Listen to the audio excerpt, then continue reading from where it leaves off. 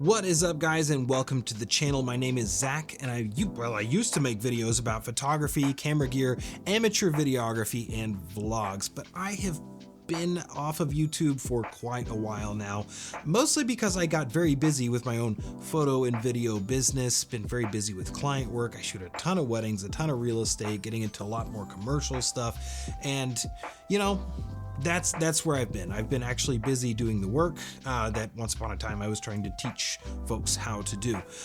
That said, I'm inspired. I'm motivated to get back into the YouTube space because I have a new camera that I'm very excited to talk about, and it has inspired me to throw myself back into YouTube because, honestly, I kind of miss it, and I really enjoy talking about cameras and the craft of using them. So here we are. That new camera, pre-ordered this camera. I haven't pre-ordered a camera ever in my life, I don't think. Maybe the Nikon Z8, can't remember. I think I bought that after release. But introducing my brand new Nikon ZR body. Guys, this thing, I've had it for almost a month now. Incredibly fun tool to shoot. And I really wanted to just share my experience from using it over the last month. I actually want to start with the negatives that folks have talked about. So let's bang those out real quick. Number one, micro HDMI. To me, this little micro HDMI port is a total non-issue for me because this camera has a fantastic LCD screen. That said, I did get the small rig cage with my Nikon ZR, and it comes with a cable clamp that allows you to secure that micro HDMI cable, and I have complete confidence that that is going to protect my port, the cable, the camera, all that stuff. Move on to the next thing. It's such a small thing, don't worry about it. Next thing I keep seeing out there is the battery door location because there's no actual grip on the camera.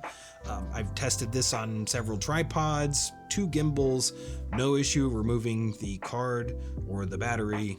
Move on to the next thing. Speaking of that compartment, card slots, you've got CFB and you've got micro SD. To me, this is also a non-issue. I've been shooting professional video with Nikon cameras for several years now, and as of earlier this year, I picked up a red Komodo X. None of those cameras have redundant video recording to both slots, and quite frankly, if they did, I would not be using it anyway.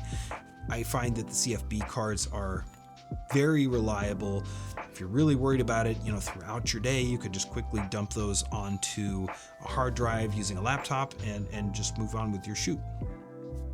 And last thing I've kind of heard out there on some YouTube videos is the ergonomics of the camera.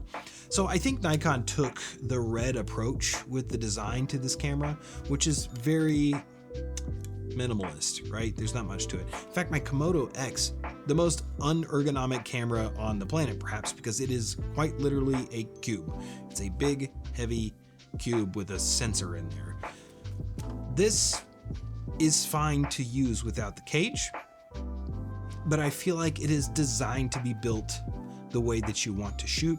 That's easily done with the cage from Small Rig, which I have mixed feeling about the cage, but that's not what we're really talking about here. But it looks like we're gonna get cages from Tilta and from Condor Blue, maybe some others as well. This is a camera that's meant to be built the way that you want it, right? They start with a nice base and you get to customize it to your liking.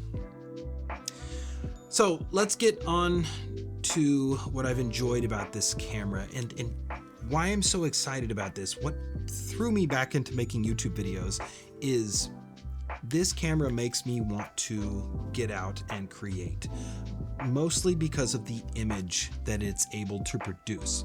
The red R3D files look so freaking good out of this. It makes you just want to shoot and get it immediately in your computer so you can see what you can do with the color, and it just inspires me to shoot more for me, which is, it's a great feeling to have because a lot of times, you know, I pick up my Z8, that feels like work. That feels like a work tool. And this definitely is a work tool, but there's something about it that brings an air of fun that I haven't felt with a camera body in a while. So number one, fun, and definitely the image quality. Number two, the screen on this thing is absolutely phenomenal. 4-inch screen, unlike anything I've ever used on a mirrorless body before. It's a complete game changer. And when you go back to using a 3-inch LCD, which is what's on my Z8 that I'm filming this with right now, it is almost painful. You will quickly notice how much you miss the 4-inch screen of the Nikon ZR when you go to any other camera body that you've shot prior. Next thing up, really enjoy the 32-bit float audio. If you've shot professional video, especially if you do events like I do, guaranteed you've completely blown out your audio before. This mitigates that entirely, which is fantastic. The onboard microphones sound great as well. And that just makes post-production that much easier. That gives you that much more peace of mind. 32-bit float, fantastic technology built right into the Nikon ZR. And really the last thing I want to talk about is just how this works as a hybrid body. Now, I have discovered one downside to the camera. There is no mechanical shutter in there. There's no way around that. And I do a lot of real estate. I do a lot of event stuff that's, you know, hybrid coverage. For flash users, if you're a heavy flash user, this is probably not the right hybrid do-all body for you, because it does have a maximum sync speed of 1/60th of a second. That said, you get the same sensor that you get in the fantastic Nikon Z6 III, and the natural light photos coming off of this camera, like, they're rich, the colors are deep, they're easy to manipulate in post. So, and it just makes it so easy to switch back. So I'm in video mode, click, I'm in photo mode, click, video mode, click, photo mode. Like, it is that fast. So overall, the Nikon ZR has been a very exciting purchase of mine, and it's once again inspired me to actually start creating more for myself. I plan on making some more content with this in the future, so if you're new to the channel, super appreciate the subscribe button that's right below that you're about to push right now. Ring the bell if that sort of thing gets you excited. But most importantly, make this the last YouTube video you watch today. Grab your camera, whatever that is, and go make something. Because honestly, that's what this is all about, right? This is all about going out and telling your story, or the stories of those around you, and being able to enjoy the process. So thank you so much for watching my completely unscripted rant, and I will see you very soon right back on this channel. Take care.